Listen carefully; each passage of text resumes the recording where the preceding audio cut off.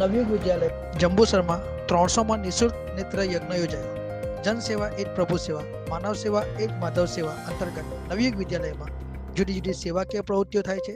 જે અનુસંધાને દર મહિનાના પહેલા રવિવારે નેત્ર યજ્ઞ થાય છે. આજે ખૂબ મોટી સંખ્યામાં આંખના દર્દીઓ ઉપસ્થિત રહ્યા હતા.